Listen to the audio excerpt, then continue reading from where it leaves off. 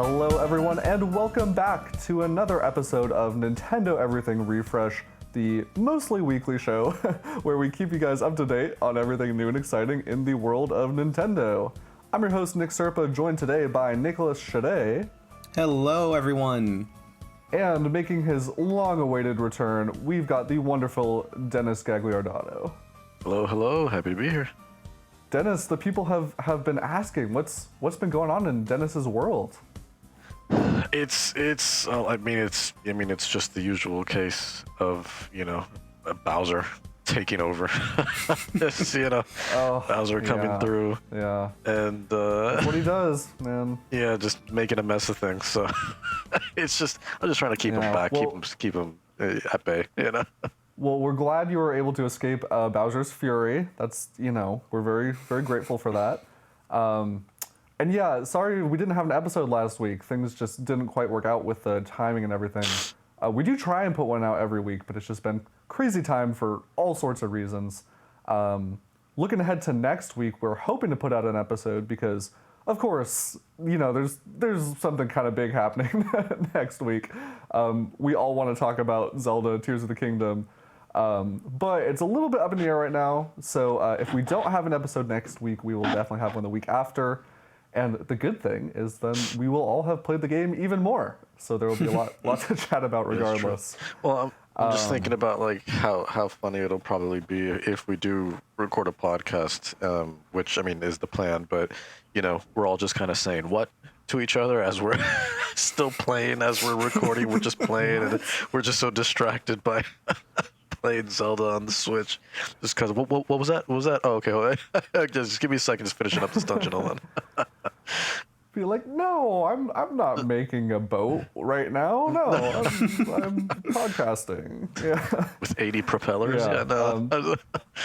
Yeah, exactly.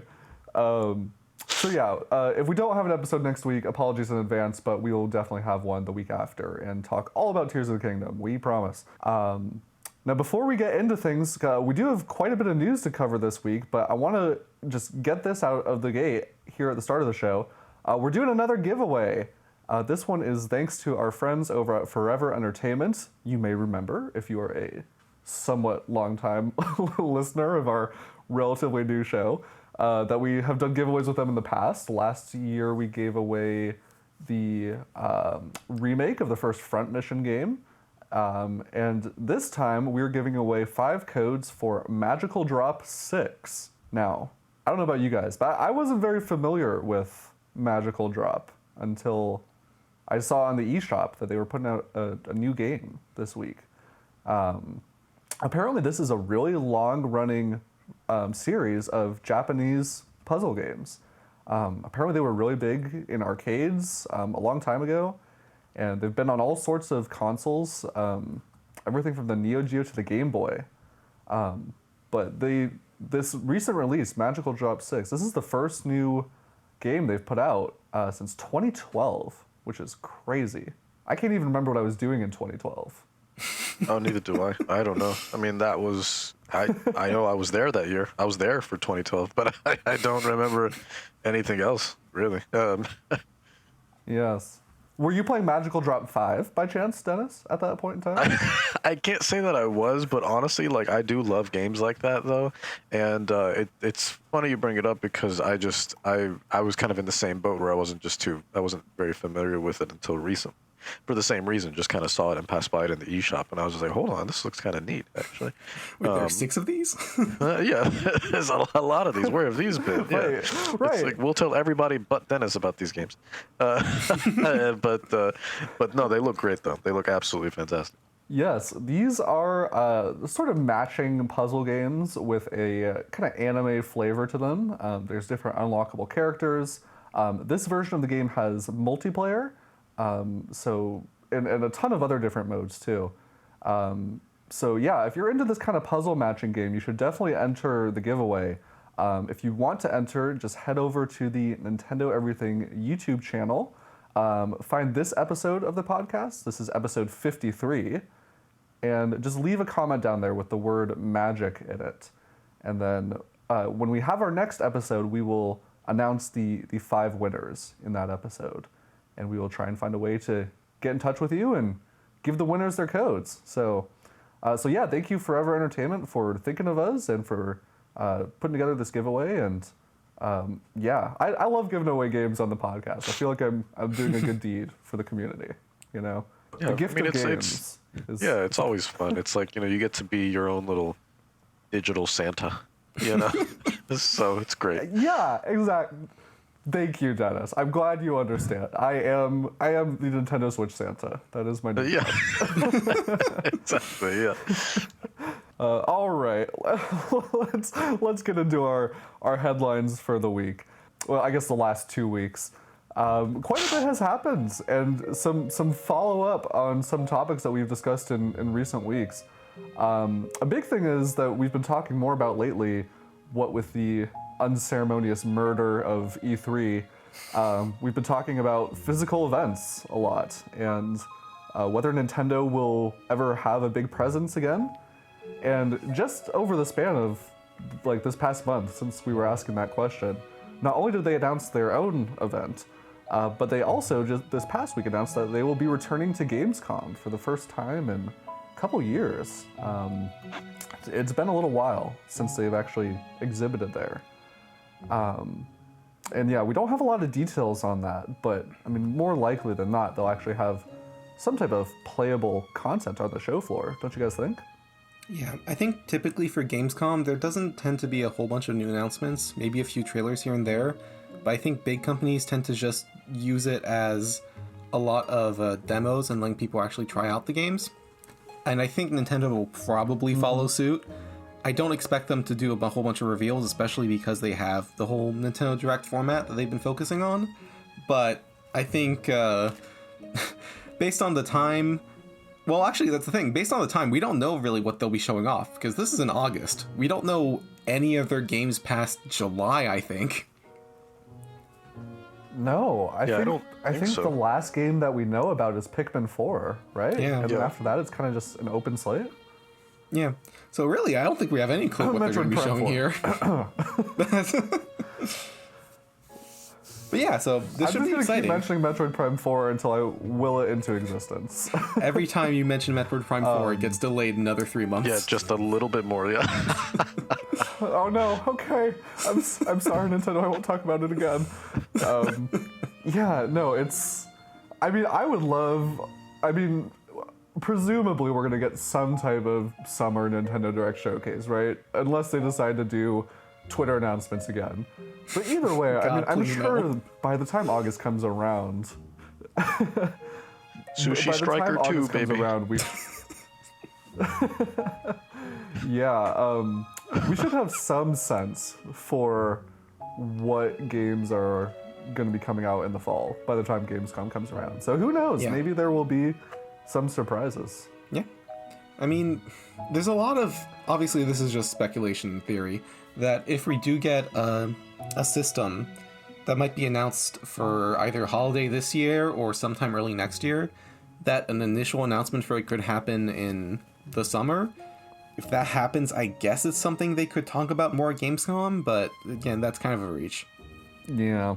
Also, it's in Germany, which, you know, is kind of out of reach for a lot of our listeners, at least. But yeah, still cool to see, regardless. Now, on top of that, this week, now this may be more of interest to our listeners, because I don't know if y'all are aware, but Tears of the Kingdom launches in less than a week. You guys might have been aware of this. This is a little game. And yeah, it's, I don't think anyone's heard of it.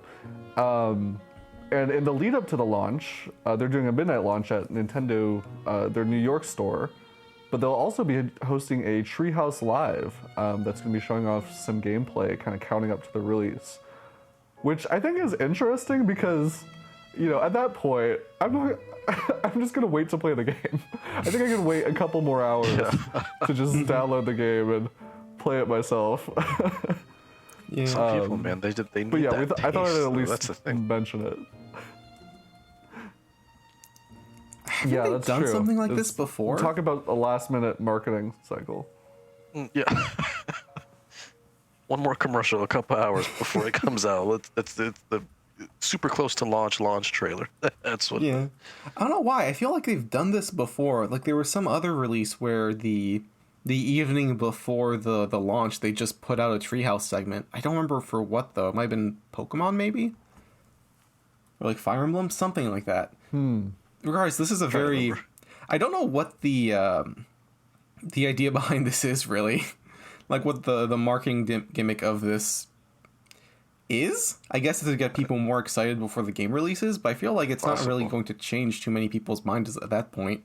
Yeah, because especially if it's just so soon. Like, I mean, we're not talking like a week or two. We're talking like, yeah, like you said, 24 hours. You know, it's like, I mean, I don't know if they just assume like, wow, our consumer base really suffers hardcore from amnesia, so we've got to remind them one last time.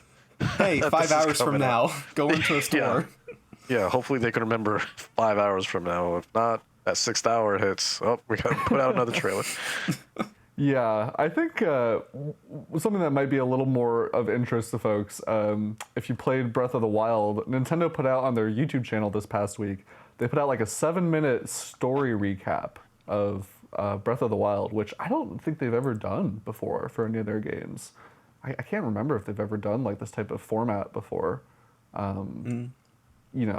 Which I was kind of kicking myself because I think it was like 2 weeks ago I carved out like an hour and a half to watch like all the cutscenes again, like one of those cutscene compilations.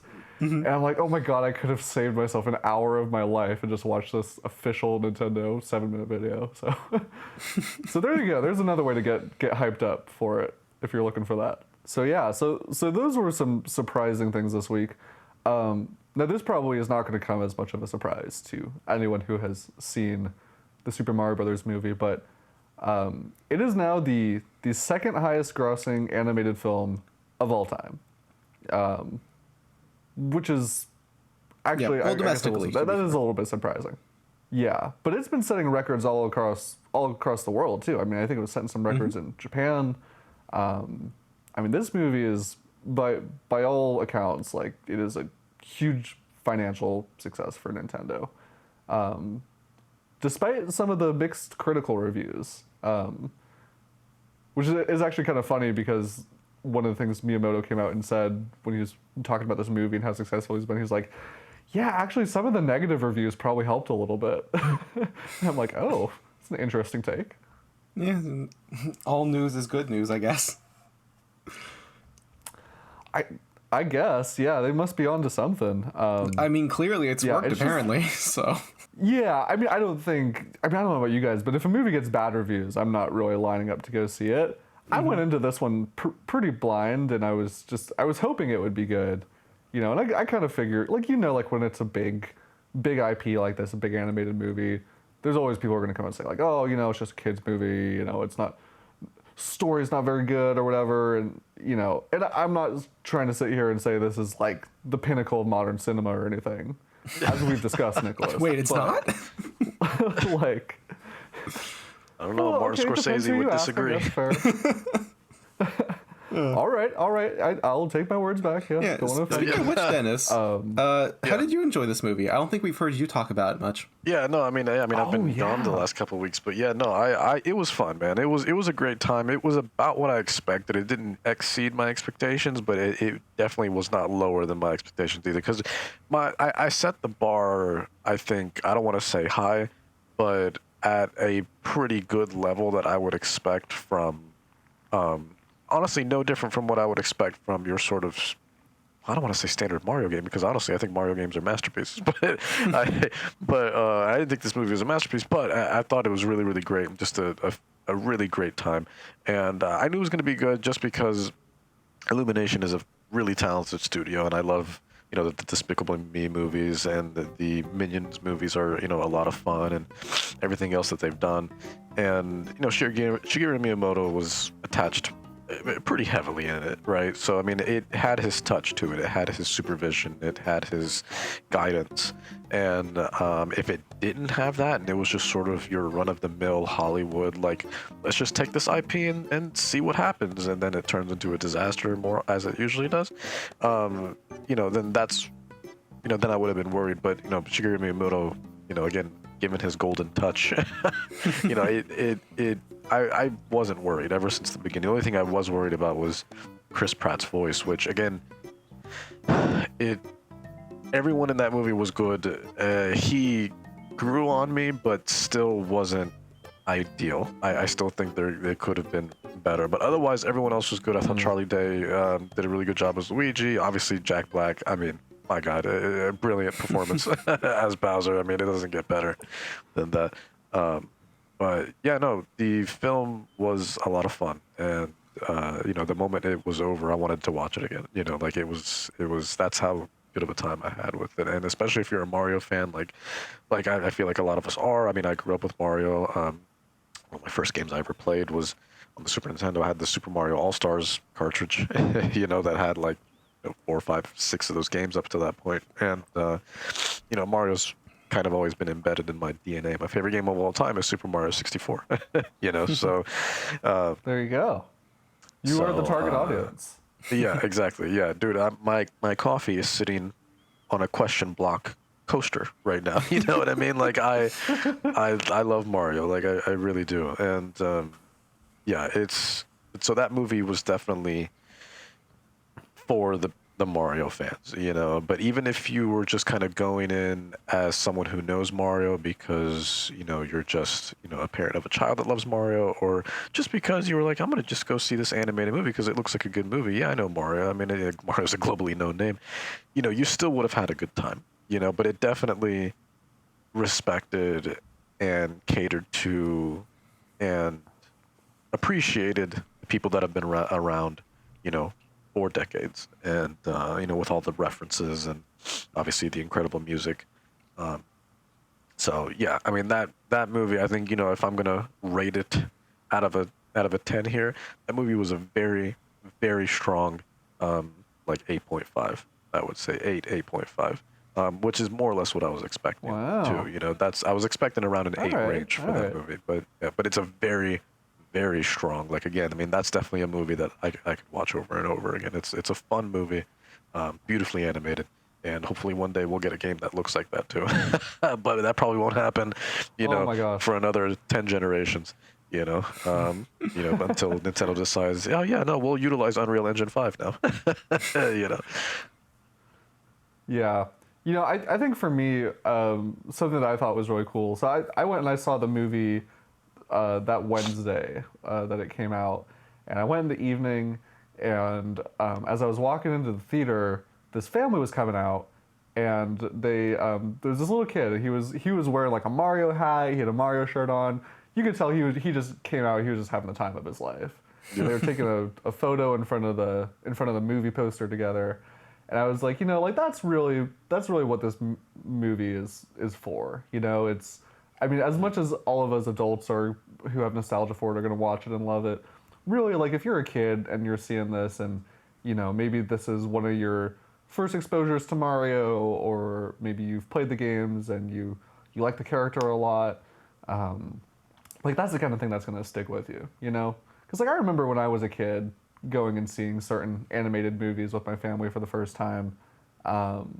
So I think those types of, you know, 20 something years from now, you're going to hear some of those kids who've grown up now being like, oh yeah, I remember when I saw the Mario movie in theaters when I was a kid, and that was, you know, I think that's kind of cool, personally. Yeah, well, yeah, I mean, that's like me when I think there's probably a few of those, but that I have, but the one that immediately comes to mind for me anyways is the first Pokemon movie. I saw that movie in theaters, the original Pokemon film, and Nice. you know, let me tell you something. That ending, you know, if that whole theater didn't just turn into a room of fog because of all the tears, you know. But yeah, no, that was a crazy experience, and I look back on that fondly. Not the crying part, but just seeing, you know, that movie in theaters, and how awesome of an experience that was. Because that was the first time, you know, I was 7 at that time, right? So, and you know, seeing these characters and these Pokemon that you love from, you know, these games all of a sudden get blown up into this gigantic silver screen. It's unreal, man. It's you know, it's like a whole different experience. And at that time, you know, I mean, you're just so, your imagination runs wild at that age, right? So it's like you're in it. You're so in it. Mewtwo was terrifying on that big screen. Him just coming down, just being like, oh, humans are terrible. It's just like, okay, but I'm good. Leave me. I'm good, Mewtwo. Look, whatever you want me to do, I'll get you a coffee. What do you want? I got you. Just don't hurt me, man. Don't hurt me. But yeah, no, that movie was insane. That, and I saw the first Yu Geo movie in theaters. That movie came out on my birthday. That was cool. That was a lot of fun. So, Oh wow. yeah. There you go. See, you got those memories. Yeah, exactly. But no, you're absolutely right. I think this movie will definitely be that equivalent, for this generation for sure. Yeah. Hey, speaking of making history, here's something kind of big that happened this past week. We talked in a previous episode. Every year, the World Video Game Hall of Fame, they induct a new class of games, I guess, that are major historical landmarks. And one of the games that was announced recently as making the cut is none other than the all-time classic in retirement homes all across the world, Wii Sports. It is officially That's in right. the World Video Game Hall of Fame. I mean, it really does belong there, though. It has such It a does. lasting It does. cultural impact, it just makes sense. Yeah, well, the music too. The music, I still hear that People are music still to this playing day. this game. Yeah. Yeah. Probably more people playing Yeah. that than Switch Sports, to be honest. Oh, of course. Of course. Yeah, that would be an interesting study to conduct. Yeah, so this game, it got inducted alongside some other games that are obviously very important. The Last of Us was one of the other ones. The other one was Computer Space, which is like really, really old historical video game. And then the fourth title that was inducted this year was Barbie Fashion Designer. So What? there you go. I'm not joking, Dennis. Barbie Fashion Okay, I Designer mean- got picked instead of GoldenEye 007. Yeah, that's interesting. Okay, I mean, respect to Barbie. That new movie looks Makes fantastic. I'm excited for that movie. But Jesus, the game, that fashion designer game, really? That's kind of crazy. There's probably some rationale to it. If I had to guess, it's probably just that it was one of the first computer games that specifically appealed to girls as opposed to boys. Yeah. I would guess, but That's true. yeah. What about that pinball game that was installed on every probably Windows machine back then, though? The little cosmic pinball. Y'all remember that? Yeah. Oh my God! Put that in the Video Game Hall of Fame. Jesus, it was so good. There you go. Yeah, they need to like open up nominations to the public, I think, so that we can all nominate just some of these really obscure games that are like personal to us and only us. Try to get them in the World Video Game Hall of Fame. Superman 64. Let's get it. Let's get Color Mac in there. Dinosaur for Video Game Hall of NES. Fame. But yeah, no, I mean, obviously it makes sense why this game was inducted. The reason being that the fact that you can throw the bowling ball backwards was just revolutionary at the time. Of course. And the fact that all the little Mii's would freak out, I mean, Yeah, that they'd be right like, there "Whoa, is guy." Hall of Fame material. Yeah, like, oh, don't hit me. Oh, it looked like a pin to you. Come on, man. Yeah. Yeah, Nintendo's had a busy week. They're still cranking out these Lego sets too. They just announced. Oh my God, they don't stop with that. It's crazy. so funny. No, they don't stop with it. But it's just so funny that like, Donkey Kong was a huge part of the Mario movie, and now he's getting his own little Lego set with Cranky Kong and everything, and yet we're all just sitting here wondering like, where's the next Donkey Kong game, guys? Come on. But no, it's a cool little set. The fact that there is now an official Lego Cranky Kong figure is just amazing. Yeah, I think they also showed there's a few more coming up. I remember them showing off a Funky Kong. I don't know when exactly that's going to be happening, but that'll probably get some people excited. Yeah, I figured when they started announcing all these sets that they were maybe going to do like one or two of them. But yeah, they've really been cranking them out. I'm sure they're selling pretty well. Yeah. Personally, I'm much more partial to the, they're kind of like, I guess more like grown up Nintendo sets. Like, remember when they did the one that was like the question mark NES block? that had the scrolling screen? Oh, that too, yeah. Yeah. Yeah. Yeah, I always wanted to pick that one up. Yeah, those are kind of just nicer as like display pieces. These I think are very much intended to be like toys that you actively play with. But I agree with you that I really like the ones that are kind of those more, not mature, but like the things that we were supposed to put on a shelf and just show it off because it looks neat. So things like the NES or Right. the question mark block, which had the Peach's Castle and the Mario 64 worlds in it, was really, really cool. I'd love if they tried making more things like that. Yeah, hopefully we'll get more sets like that down the road. But yeah, that's what I mean. Like Nintendo, like they've just been busy with all this stuff outside of video games lately. It's wild to see. And all right, one more piece of news, and we'll start talking about some games. This one I feel like is definitely just worth bringing up. So there's a longtime composer at Nintendo. His name's Ryo Nagamatsu, and he has been involved in a ton of Nintendo games since he joined in 2006. He was the main composer on really big games like Zelda, Link's Awakening, Link Between Worlds. He worked on Wii Sports Resort, Nintendo Land, and he's also contributed to a lot of major Nintendo games as well, like Super Mario Galaxy 2, Mario Kart 8, Splatoon. So yeah, he just announced recently that he is leaving Nintendo so that he can go and work more broadly in the industry, which I think is kind of cool, actually. You know, he's going to go and share some of his talent with other game studios. Yeah, all the best to him. Yeah, a composer like that too. I mean, you want that sort of talent too. I mean that dude clearly is, you know, in incredibly talented and creative. So, you know, to provide so many compositions for so many iconic games like that, and you know, have pieces that are just so memorable, and quite frankly, you know, integral to the game itself. That you know, you want that sort of attachment. So I mean, I'm sure he'll have no shortage of projects. You know, if he's leaving the company and becoming sort of, you know, more of a you know, contracted composer. So just sort of like what's her name? Because it happened with her recently too.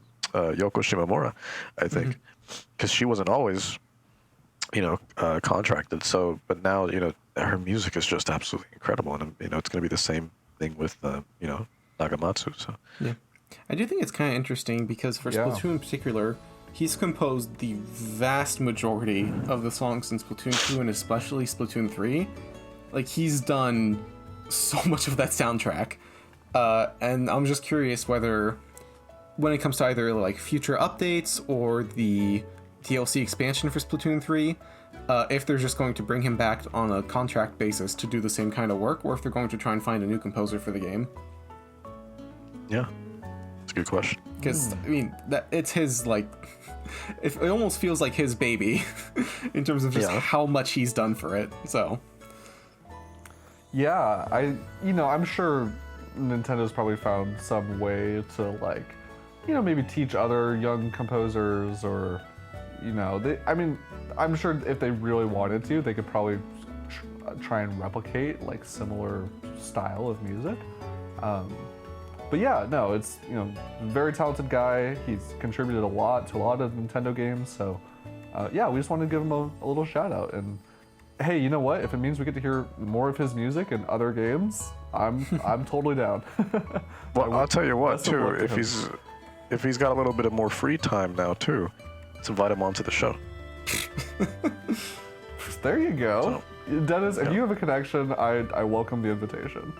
I'll see what I can do. I'll see what I can do. All right. All right. Let's talk about some games, because you know, with Zelda coming out, look, I know that's all everyone cares about. No one really wants to hear about other games right now. But the reality is, there are a lot of games. A lot of games that have been announced this past few weeks. Some cool indies that came out. One of the big surprises that certainly I wasn't expecting, the So, are you guys all familiar with the Dark Pictures Anthology? It's like a series of horror games. Yeah, I love those games. Yeah. Yeah, well, they just decided to shadow drop the first game in that series, Man of Medan, on Switch, which is just totally surprising. Yeah, Yeah, it's I'm also, surprised it runs. Yeah, that's what I was Honestly, or gonna say. doesn't. Like, I don't know.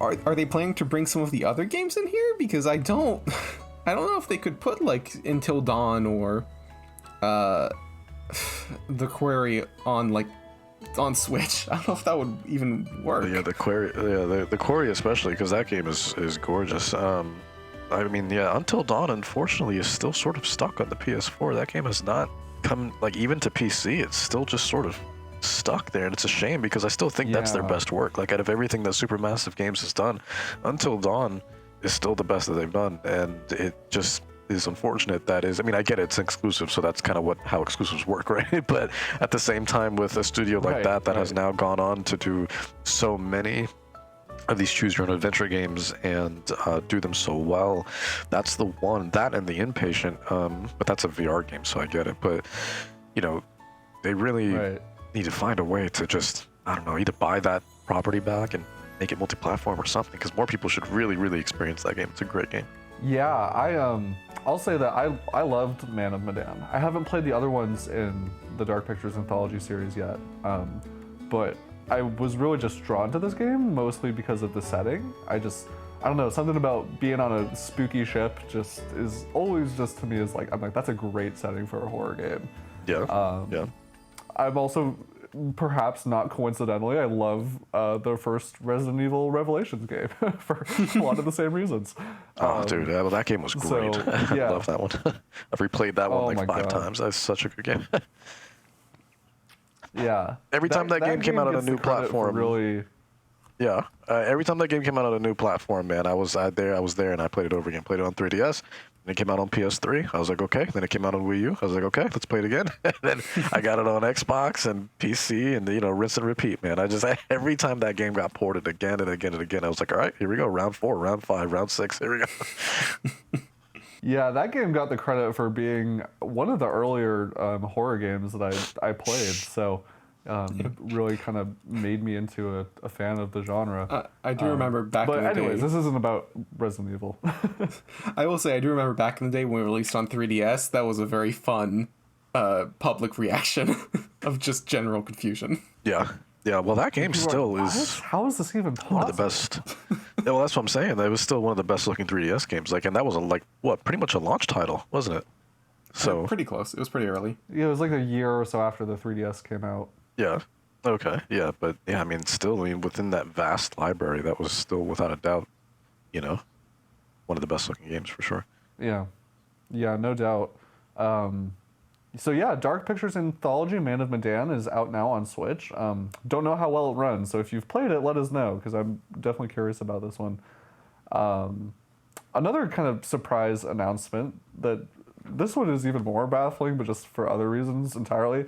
THQ Nordic is bringing Biomutant to the Switch in November of this year.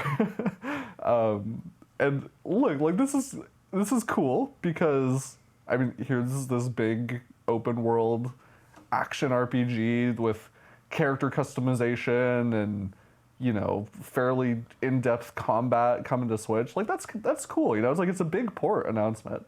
And, this game certainly had a lot of interesting ideas. It was trying to combine a lot of things together. The downside is I've heard it's just not a very good game, is what I've heard. I don't know, have either of you guys played this one? I haven't, but I've heard similar things that you have, that it just was very middling.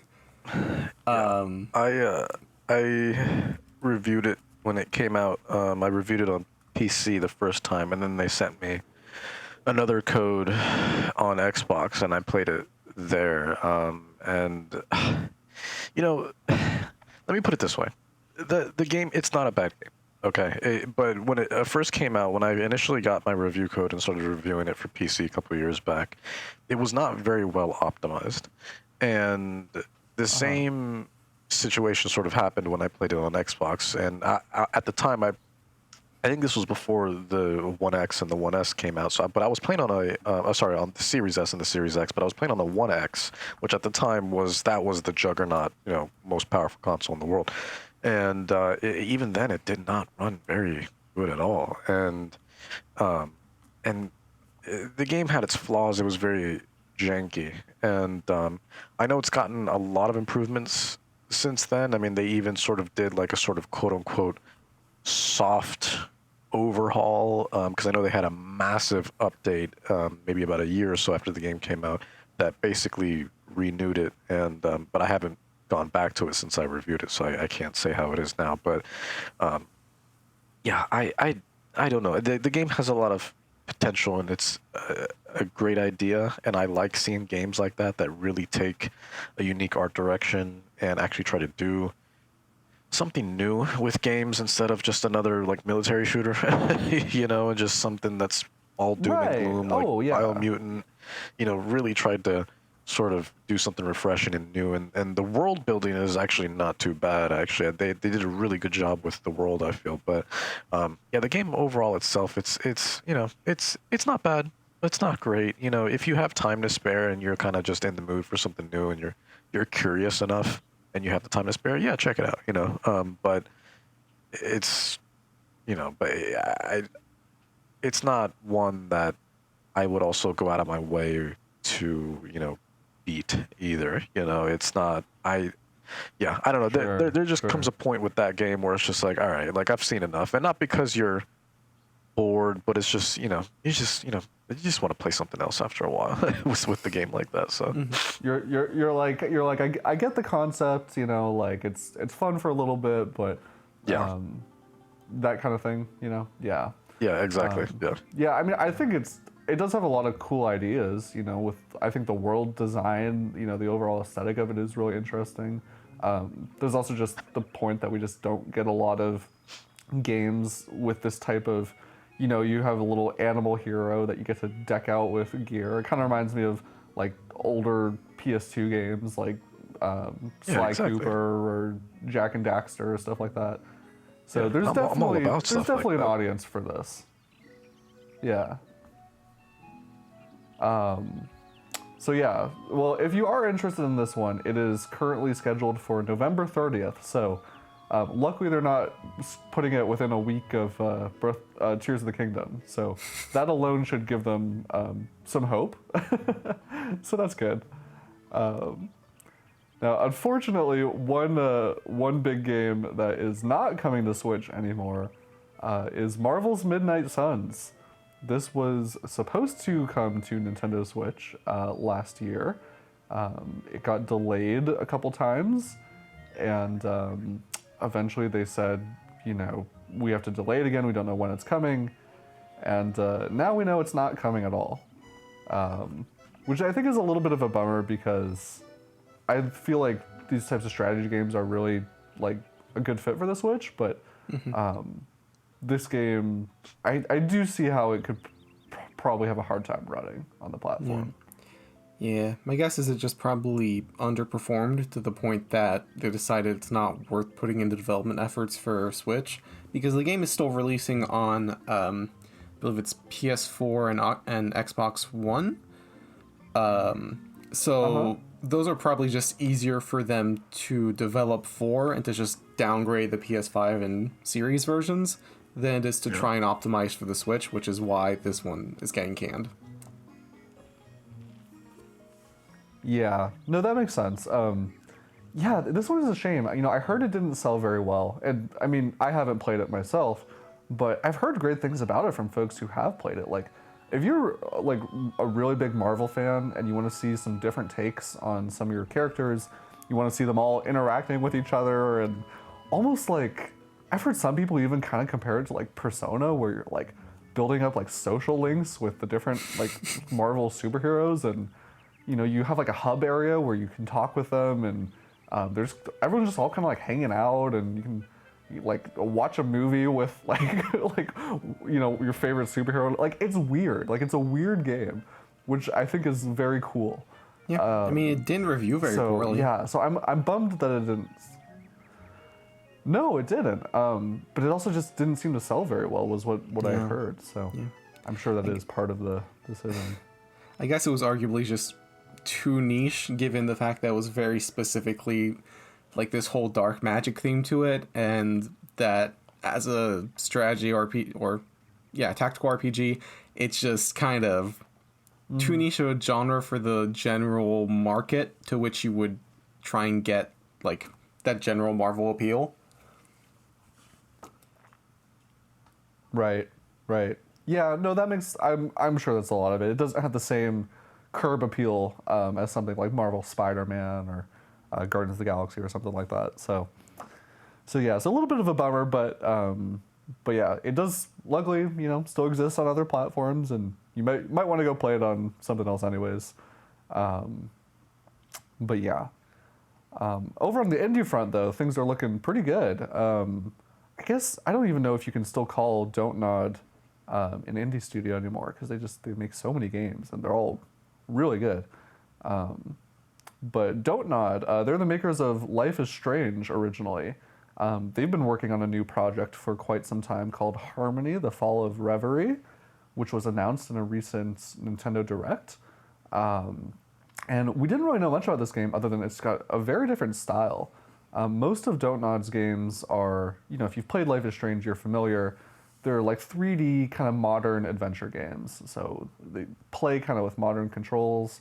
You're exploring these dense, very realistic environments. This game looks really different. It's got a totally different art style to it. It looks in a lot of ways kind of like a point-and-click adventure, although I'm not sure if that's how it actually plays.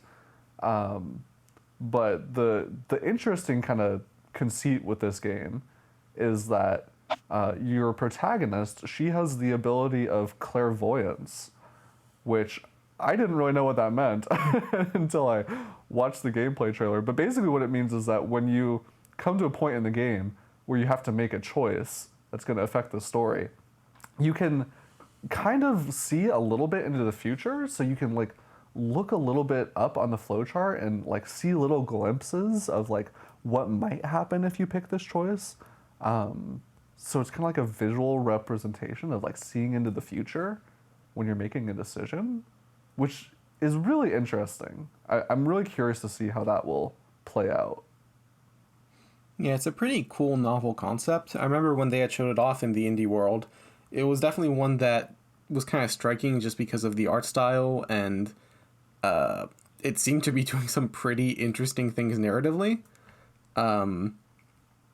I will be interested in seeing what the reception for this is once it releases, because I think, given how unique it is, it's going to be a certain group of people that it's going to appeal to very heavily. Yeah, it's cool to see them branching out and trying something different. Because I don't really think they are working on the Life is Strange games anymore. I think that whole series has gotten handed off to a whole different studio.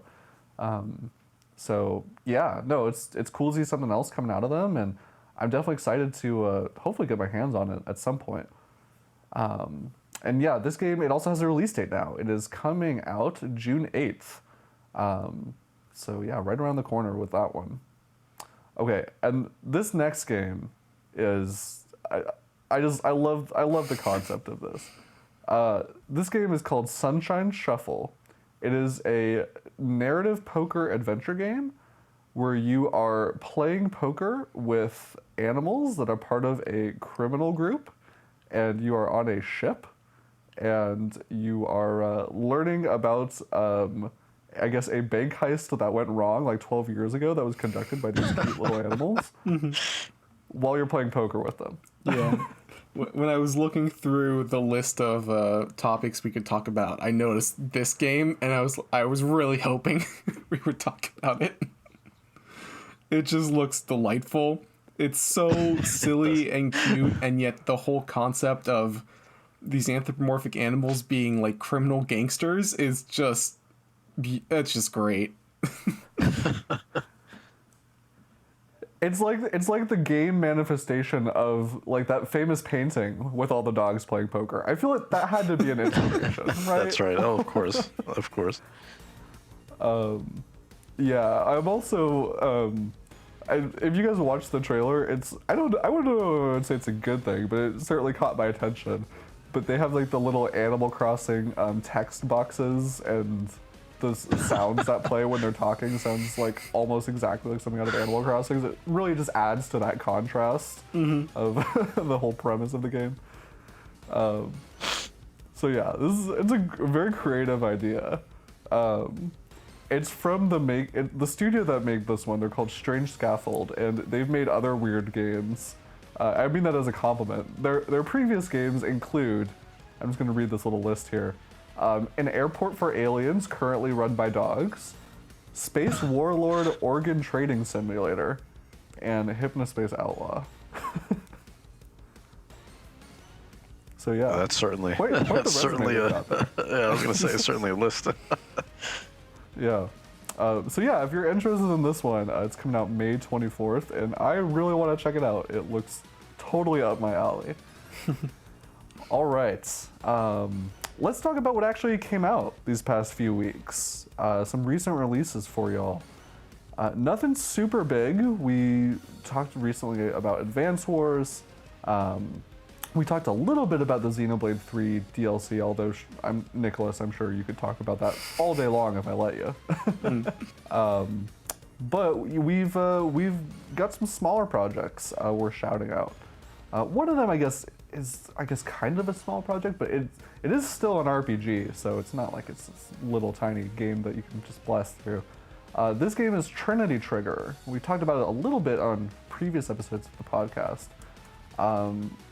I don't really know too much about this one. It's just kind of a modern take on the classic top-down isometric RPG. I think the big one with this one is that you can play it in co-op, which is definitely a big appeal to a lot of people. I think it has 3-player And co-op. it has some talent behind it too. Yeah. Yeah, we have a review for it. 3 players. Yeah, we have a review for it on the site. That can help you narrow it down because it's kind of snuck under the radar for the most part. I don't think too many people have been playing or talking about it. It's seeming like the general impressions is that it's a good basic RPG. It's nothing groundbreaking in any way, but if you just need a little shot of classic RPG gameplay and narrative, it's there for that. Yeah. Yeah, I mean, it's, not everything needs to be, Xenoblade, right, Nicholas? There's different Well, I wouldn't complain. No, I'm just giving you a hard time. Yeah, no, I think it looks like a good little diversion if you're, looking for... I mean, combat looks pretty fast-paced, I'll say that, and it looks like there's a decent amount of variety in terms of environments, and I like the character design for the portraits. It's certainly got some personality to it. But yeah, it's coming out at such a busy time for fans of RPGs. But yeah, if you are interested, this one is out now. Came out a few weeks ago, so I'm glad we finally got a chance to talk about it. This other game I've also mentioned it somewhat recently. But it's such an interesting concept that I wanted to bring it up again. This one is called Desta: The Memories Between, and it is a strategy RPG where it's really hard to explain, but basically you're throwing dodgeballs as a simile, like a metaphor for like working out conflicts with people. So the whole premise is like you are like this girl and you're going back to your hometown and you have all this like emotional baggage, I guess, with folks from your childhood who like you parted ways with, and there's still like some tension or things that happened in the past or whatever. And when she goes to sleep at night, she's in this dream world where first I don't know why it manifests as like a dodgeball match basically, but yeah, it's, you like move around the grid and you like team up with other of your friends and you use it as like it's all very deep. It's all very This is a thinking person's game. Is the vibe I get. I can't even explain it well. So Is that because of the narrative, or It looks really that's on me. it's a tactical RPG? That's a good question. When I was at Summer Games Fest last year, I did get the chance to kind of sit down with the developers, and granted, it was only for 5 minutes, and I didn't actually get to play it because we were in such a time crunch, but they gave me the pitch for this game, and like it seemed really cool the way they were explaining it. I'm just not doing a good job at explaining it myself. But yeah, we've also talked recently about how it's weird how many dodgeball themed games are coming out right now, and I haven't seen one that is a grid-based strategy game with a emotional story attached. Right. So it's certainly a unique idea. Yeah, I'm really curious as to how exactly the dodgeball mechanics work out in a tactical RPG style like battle system. Like things like rebounds and whatnot. I would be very curious to see how exactly those systems actually mesh together. Yeah, well, I mean, you do. Like, you actually can, like, you can, like, bounce it off walls and environments. You can, like, pass it to your opponents and do trick shots and stuff. So that, it actually seems fairly deep. I'm curious about the story and how they tie all these things together. This is by the people who made Monument Valley and Alba Wildlife Adventures. So they definitely have a penchant for telling these kind of unique, sometimes surreal stories. So yeah, I'm glad to see that this one came to Switch. It was a Netflix exclusive for a while, so it's nice that it's finally on other platforms. All right, now this next game, this one also I feel like came up in a recent, I can't remember if it was a full Nintendo Direct or if it was an Indie World, but this is just an absolutely gorgeous Metroidvania game that is very fast-paced. It's got beautiful pixel art. It's called After Image. It's been in development for a little while now, and I wouldn't say I've been following it super closely, but I have been waiting for it to come out, and it's been great, getting great feedback. It's just extremely just smoothly animated. The backgrounds are beautiful. I mean, if you're looking for a Metroidvania that's gonna just really pop off the screen on your fancy new Zelda Switch OLED, this might be for you. Frankly, I have a hard time getting tired of these games, and this one is it just got a lot going on. It's got, they're saying there's over like 50 NPCs that are scattered around the world that you can talk to.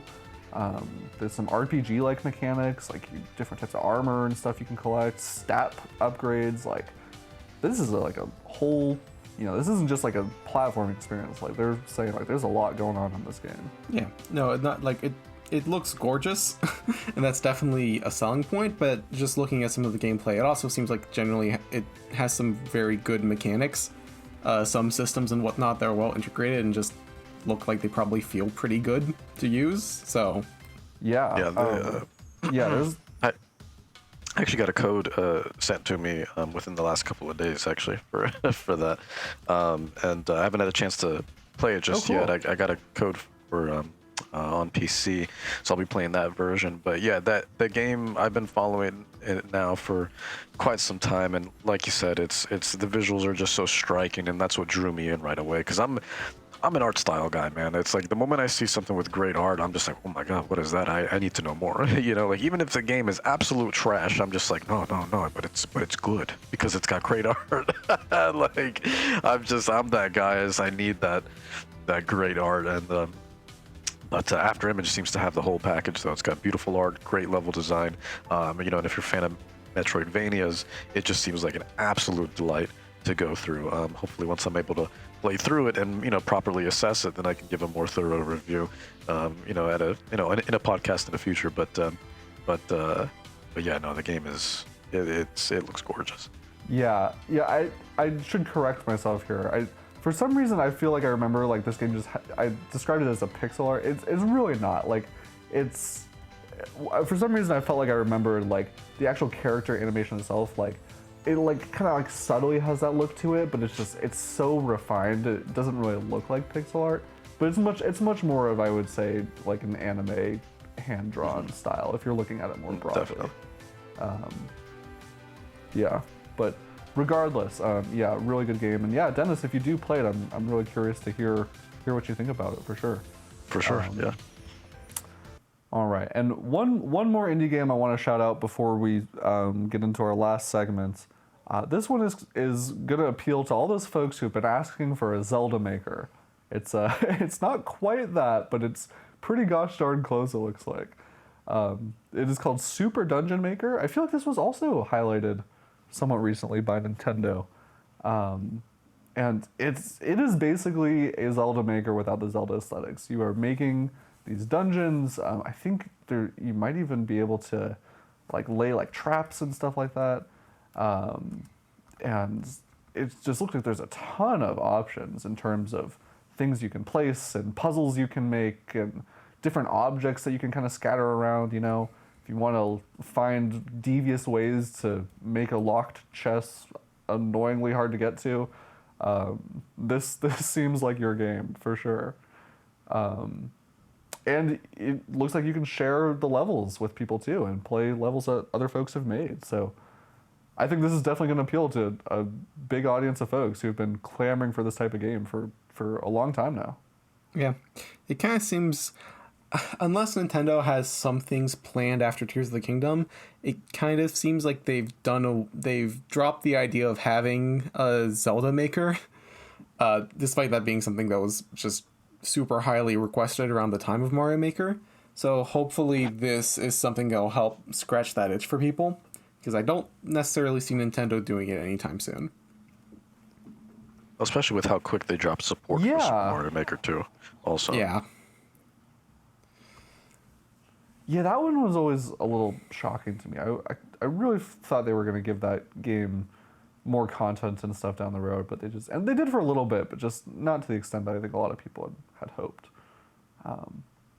But yeah, regardless, it's cool to see indie developers picking up the slack in that area, and this one is getting great feedback over on Steam. So yeah, I think this one is probably a pretty safe bet if it looks like a good time to you. All right, we were just about the end of our show, but before we wrap things up, we're going to end with our classic segment, Refresh Rate, where we talk about all the games that we've been playing lately. And Dennis, let's start with you, since it's been a little while since we've had you on the show. What have you been digging your teeth into lately? So, I've been playing this now for, well, technically I started in January, and then I sort of like went on a hiatus a little bit, but then within the last month or so, I've really just been sort of running through it, because I really just got the itch for it. But I actually finally beat, the other day, Final Fantasy VII Remake Intergrade. Hopefully I'm not missing about 10 more words in that title, but I finished that. And it's been just such an incredible time. At first it was one of those games that sort of got better as I played it more. Because at first I was like, yeah, okay. I mean, it's good, but I was like, I don't know if I'm gonna play more than like 5-6 hours of this. It just feels like, I don't know. It just feels like it doesn't really feel like Final Fantasy to me. And then. And next thing you know, 10-15 hours pass by, and I'm just like, all right, this is getting pretty good. I like the system here. The user interface is gorgeous. Everything about it is just so clean, and not to mention every single frame in that game. I mean, you just saw the millions in that budget just coming out of the screen. It's so good. The production value is through the roof, and but I was like, okay. Next thing you know, 20-25 hours pass by, right? I'm like, I'm about halfway through the game at this point, and I'm like, it's good. I'm having a great time. Some of these bosses are a little stupid, but it's I'll play another chapter here and there. Anyways, long story short, I beat it, and it was after about 65-70 hours, because I was just doing a lot of side quests and stuff too, and it's a really great time, and I'm almost done now with the Yuffie DLC expansion, which isn't too long. It's like 4 hours, so almost done with her story, and and then I'll basically have 100%ed it, at least in terms of story. There's still a couple more achievements I gotta go. I'm like about I'm about 4 or 5 achievements away from getting the platinum, though. I mean, I'm playing on PC, not PlayStation, but just getting 100% achievements, though. Because I want them all.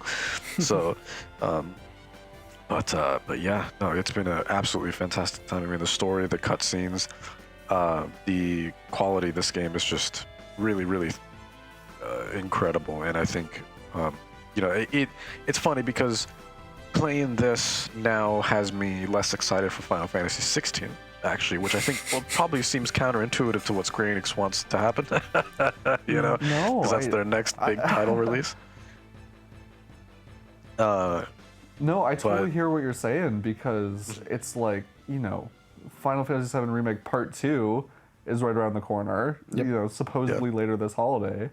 And look, I don't know about you guys, but there's only so much time in a year to play Final Fantasy games. I'm like, if I have to pick one, I'm probably that's gonna, what I mean. I think I know which one I'm leaning towards. Yeah, exactly. Because, honestly, I have such a backlog of games anyway. So, Final Fantasy 16, I mean, it looks okay, man. I don't know. Ever since the reveal trailer, there's just something about it that I haven't been able to click with. And as they've shown more, I've been able to get more into it. But that's still not really a day one release for me. And I don't know why. I don't know if it's because of the setting. I don't know if it's because the main character, who I just find very boring. I don't know if it's the cast or what's going on. I don't know. Everything about it just feels so generic, especially coming from, never mind Final Fantasy VII, but Final Fantasy 15. Well, Final Fantasy 15 was just, I mean, regardless if you liked that game or not, the presentation of that game was very unique and fun. And it was just like, all right, here's this boy band, and we're just going to go, and, save this kingdom, and oh my God, Luna, and, all that stuff. And they had a, movie come out of it too. I mean, it was just such a big universe that they expanded on. They had the anime, and they just did so many crossovers. Noctis was in Tekken 7, right? I mean, Final Fantasy 15 just blew up in ways that I don't see 16 doing. And I don't know. It again, I mean, all remains to be seen, right? So I hear what you're saying, because I kind of feel like 16 is just, I think this is what you're trying to get at. It's lacking that bit of personality that just makes it really distinct from the others. I feel like every previous Final Fantasy game has had something really unique about it. Some big shakeup to its setting, or just some characters that are just really memorable out of the gate, or really just fascinating new mechanics that we've just never seen before.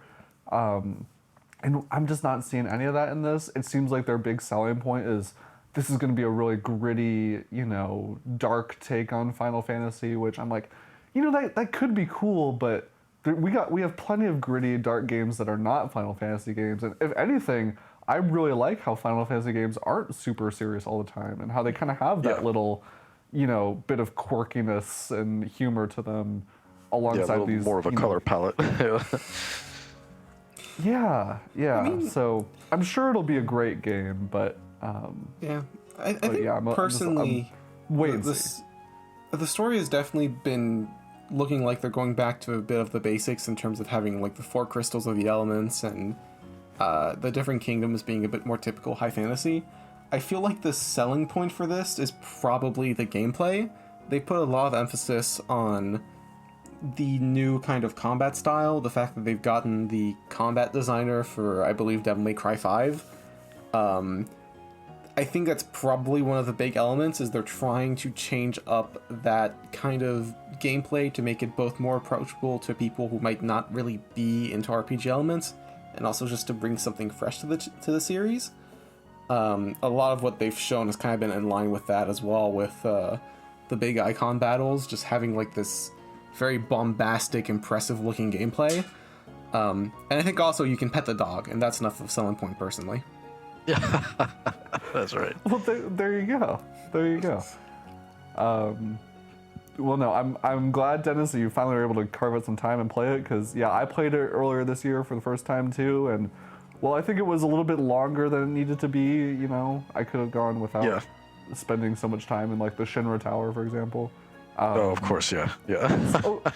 Overall, it was, I think, a really good game, for sure. Yeah, it's great. It's definitely a daunting task, I mean, because it will consume a lot of your time, but thankfully, I appreciate what Final Fantasy VII Remake Integrate did, which it wasn't even though it remained linear without feeling too constricted. And what I mean by that is, since everything is just so open world now, open world this, open world that, not everything needs to be open world, but Final Fantasy Remake Integrate still had big enough areas for you to roam around in and do side quests and not feel so claustrophobic while still feeling focused on what you need to do next without getting too distracted. Like, this game was great in just keeping your eyes centered on where to go next, and I think that's why I was able to just seamlessly really just get to the end, even though, again, at first I was like, I don't know, but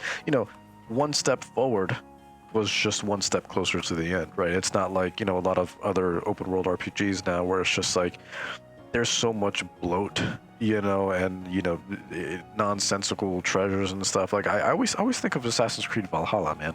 Like, Valhalla, even though that game was good, it was too damn big. That game is just too damn big, and like you don't know what direction you're going in, even with the storyline, and it's just there's too much happening. There's just too much happening, and like I get that Ubisoft wants you to play that game and only that game for the next 3 years or whatever, but sorry, that's the only game they're going to put out for the next 3 years. Right, exactly. Yeah, everything else gets canceled or delayed. So.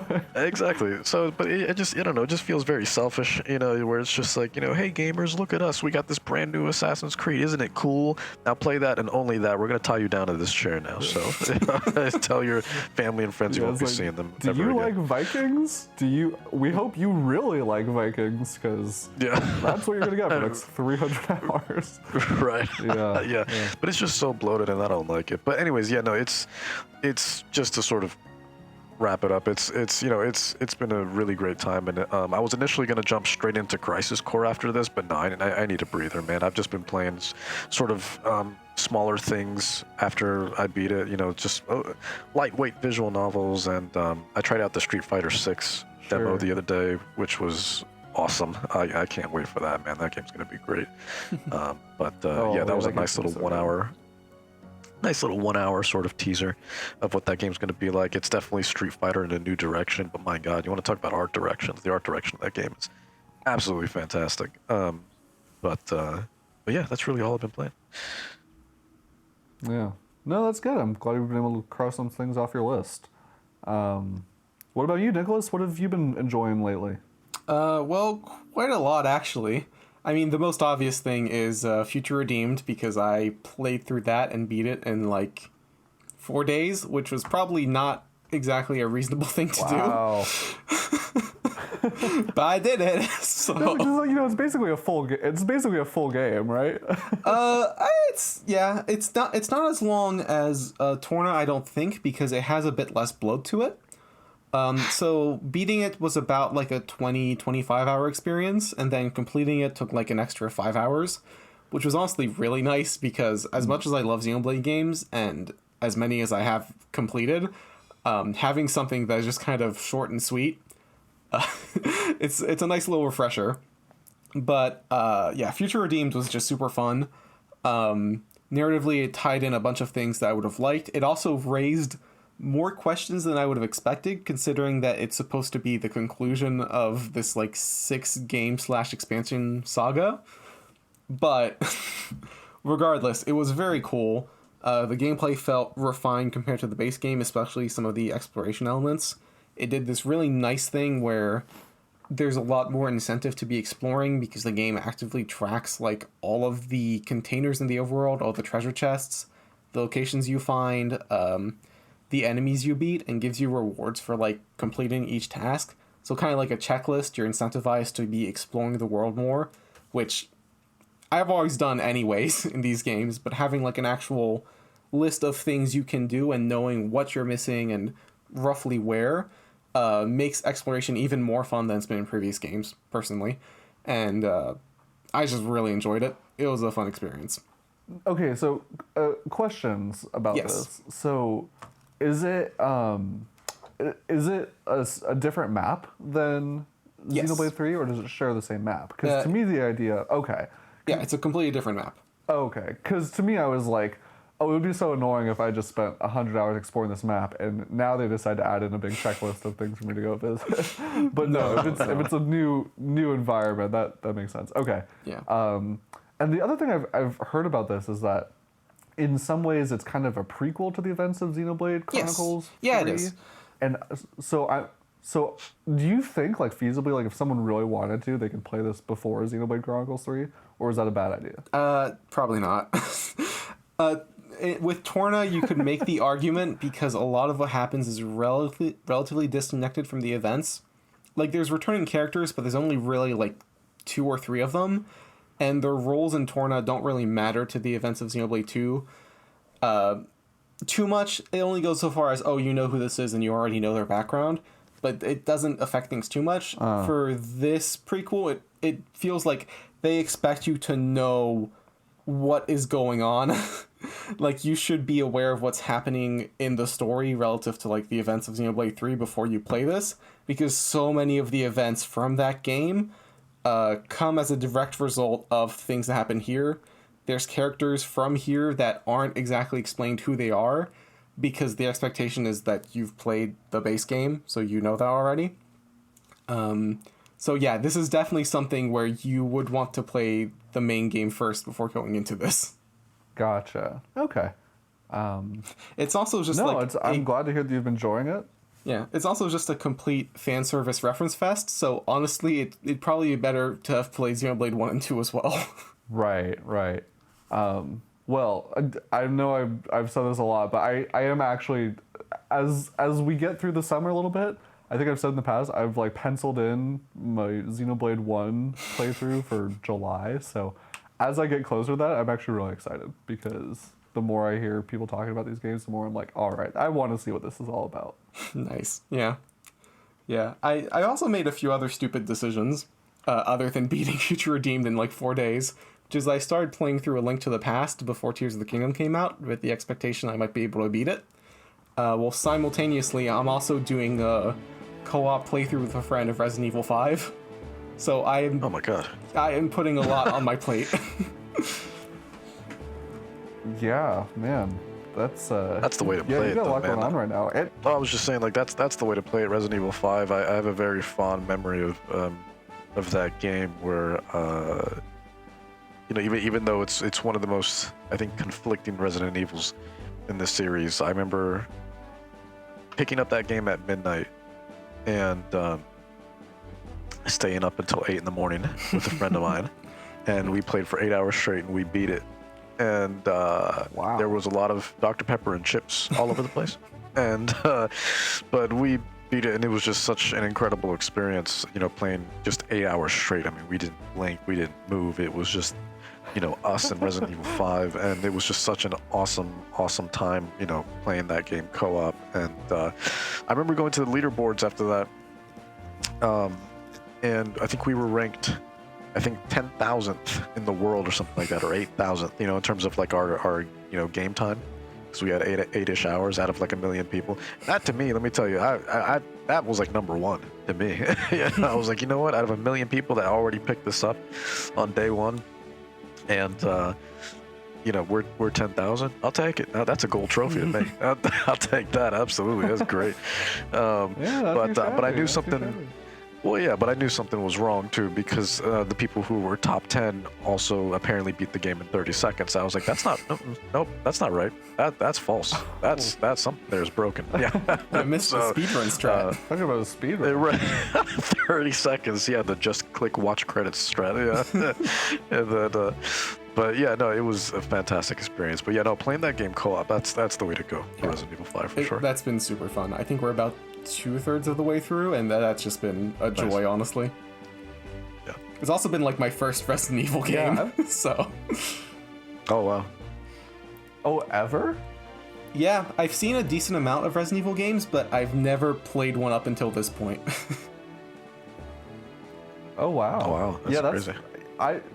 I have never played 5. I haven't played all the Resident Evil games, so I've played a few of them. And yeah, my understanding is that 5 is definitely where the series kind of began to, after 4 kind of started leaning towards action, 5 really leaned into the action, and then 6 leaned into the action even more. I haven't played 5, but I have played 6, and I mean, even though I know a lot of people will say like, oh, 6 isn't, a horror. I mean, it's people will say 6 isn't a Resident Evil game. I think it's absolutely a Resident Evil game. I just don't think it's a horror game really. It's very action focused. Yeah, that game is not but horror if like you- at all. Yeah, no. But if you liked 5, Nicholas, I think you'll probably like 6. 6 is it got some crazy set pieces with some Yeah, absolutely bonkers moments. that I've just, seen the you're car like, This tornadoes." is a Resident Evil story. Yeah. Yeah, there you go. No, that's very cool. As for myself, I'm kind of in the middle of some stuff, and I didn't, things have just been so busy just in my personal life that I'm just like not really in the mood to start a big game. I'm already in the middle of some big games that I'm like, I'm not gonna get these done anytime soon. So I don't really want to pick something else up. So I just played some shorter stuff this week. I just kind of dabbled in some smaller games. The main thing was I took advantage of the latest Switch Online game trial, which was for Cadence of Hyrule, which I had never played before. And this is it's a cool little game, man. It's, I loved Crypt of the Necrodancer. That was one of the first roguelites I ever played, and is honestly one of the few that I've actually enjoyed. Just the idea of combining, this very precise rhythm-based timing with combat and overworld traversal, and it's really fun. And it just, to me, just never really got super repetitive, despite the whole structure of the game. And, with Crypt of the Necrodancer, I mean, it basically is very, almost that exact same game, but just with Zelda overworld and Zelda enemies and Zelda music, and you can play as Link or Zelda. I mean, like it's, what's not to love, I will say with this one, though, I do wish that it didn't have that kind of roguelike procedurally generated structure. I wish it was a little bit more of a, traditional kind of, I don't want to say linear, but just, a little bit more handcrafted. Just because, I mean, that's one of the things I think that is lost. Like, there are some, there's still some puzzle solving and some areas where exploring still feels rewarding, but it doesn't feel like exploring in a regular, 2D top-down Zelda game quite in the same way. But I do think it's a great time. And if you like rhythm games and you like Zelda and you can at least tolerate roguelite structure sometimes, I think it's worth checking out for sure. Yeah. So yeah, I was enjoying that, and then I also decided to try an indie game that has been on my list for a little while. It's called Umurangi Generation, and have either of you guys heard of this game? No. Is it a visual novel, Umurangi? No, it's not. So it's Okay, never mind. I really wanted to try it because, it feels like a game that was like pulled from my brain. It's a first-person, I guess, photography simulator is probably the best way to describe it. But it takes place in this kind of, I don't want to say cyberpunk, but it's like, you're in like some unnamed, like somewhat like, Russian-inspired futuristic city, and it's like the end of this, era that it just kind of implies that the world has gone to shit.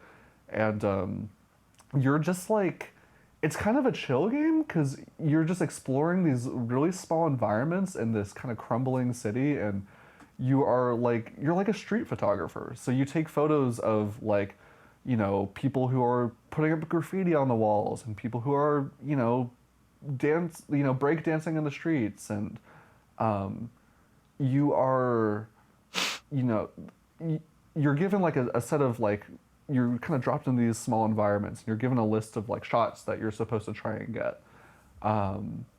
And so it's interesting, but I was just so bummed by it because even though I love everything it's trying to do, I love the art style, I love the music, it just like didn't work properly for me. Like, for example, like I would get like the thing would be like, all right, go take a picture of some birds, like as an example, and I would like, it was like go take a picture of like 7 birds, and I'd be like, all right, I'll go find 7 birds hidden around this environment, take some photos of them, and I would do it. I would try taking photos really close up of the birds. I'd take some from further away, and it wouldn't like recognize that I had taken a photo of the birds, and so it wouldn't count, and I couldn't progress at a certain point. I was like, okay, well, I guess I'm not playing this game anymore because it's not letting me complete it. So it was just, I hate when it that's was a done. bummer. That's too bad. Yeah, yeah. But I will say, like, if the game sounds interesting to you, like, if the whole premise, it's certainly very quirky and not for everyone, but if you like the idea of something a little bit more, I guess avant-garde is a good way to put it, I think it's worth checking out. Just be prepared to deal with some glitches, potentially. All right. Well, folks, I think that is about it for this week's episode. Thank you so much, everyone, for tuning in. Again, if we don't have an episode next week, we'll definitely be back the week after to talk about Tears of the Kingdom.